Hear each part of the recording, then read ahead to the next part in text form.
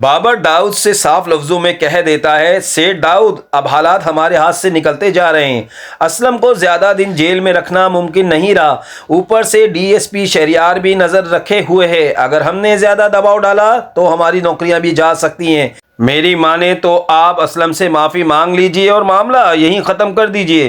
یہ سنتے ہی داؤد کا چہرہ غصے سے سرخ ہو جاتا ہے۔ وہ میز پر ہاتھ مارتے ہوئے کہتا ہے، تم پاگل ہو گئے ہو بابر، میں معافی مانگوں گا؟ جس نے میرے خلاف آواز اٹھائی ہے اسے مٹی میں ملا دوں گا۔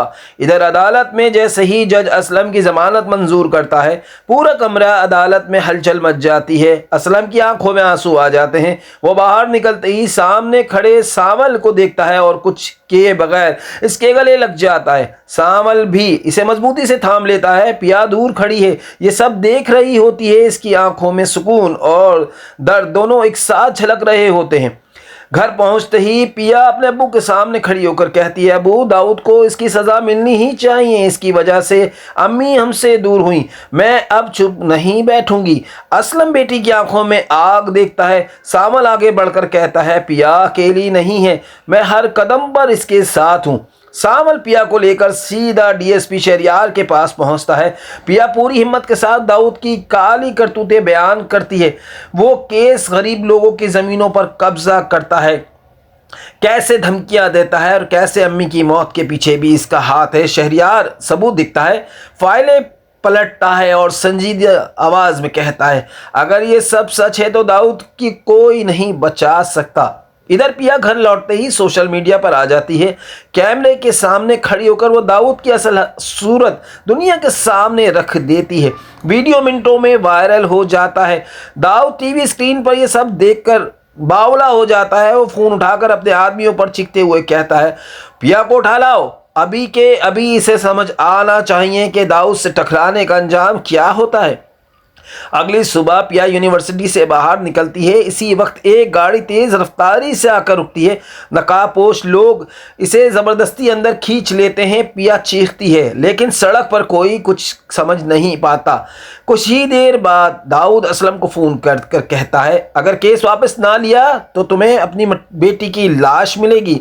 اسلم کے ہاتھ کانپنے لگتے ہیں۔ وہ فوراً سانول کو سب کچھ بتاتا ہے۔ سانول وقت ضائع کیے بغیر پیا کے موبائل کی لوکیشن نکلوا لیتا ہے۔ لوکیشن سیدھی داؤد کے فارم ہاؤس کی طرف جا رہی ہوتی ہے۔ سانول گاڑی تیز کر دیتا ہے، آنکھوں میں غصہ اور دل میں صرف ایک نام، پیا۔ فارم ہاؤس پہنچتے ہی سانول ہیرو کے انداز میں گیٹ توڑ دیتا ہے۔ اندر جا کر دیکھتا ہے کہ پیا رسیوں سے بندھی ہوئی ہے۔ وہ دوڑ کر اس کے پاس جاتا ہے، رسیاں کھولتے ہوئے اسے اپنی سینے سے لگا لیتا ہے۔ اسی لمحے پیچھے سے داؤد غصے میں فائر کر دیتا ہے۔ گولی سانول کو چھوتی ہوئی نکل جاتی ہے۔ اسی وقت پولیس کے سائرن گونجنے لگتے ہیں۔ D S P Shahryar police کے ساتھ اندر داخل ہوتا ہے۔ داؤد بھاگنے کی کوشش کرتا ہے مگر پولیس اسے دبوچ لیتی ہے۔ اگلے دن عدالت میں پورا سچ سامنے آ جاتا ہے، فائلیں، گواہوں، زمینوں کے کاغذات، سب کچھ۔ جج سخت لہجے میں فیصلہ سناتا ہے۔ داؤد کو پیا کے اغوا اور غریبوں کی زمینوں پر قبضہ کرنے کے جرم میں 10 سال قید کی سزا سنائی جاتی ہے۔ داؤد کے پیروں تلے زمین کھسک جاتی ہے۔ پولیس اسے ہتھکڑیاں لگا کر لے جاتی ہے۔ گھر میں سکون لوٹ آتا ہے۔ پیا خاموشی سے بیٹھی ہوتی ہے۔ سانول اس کے سامنے کھڑا ہو کر کہتا ہے، پیا میں نے کبھی تم سے کچھ نہیں مانگا مگر آج دل کی بات کہہ رہا ہوں، میں تم سے محبت کرتا ہوں، کیا تم مجھ سے محبت کرو گی؟ پیا کی آنکھوں میں آنسو آ جاتے ہیں۔ وہ سر جھکا لیتی ہے۔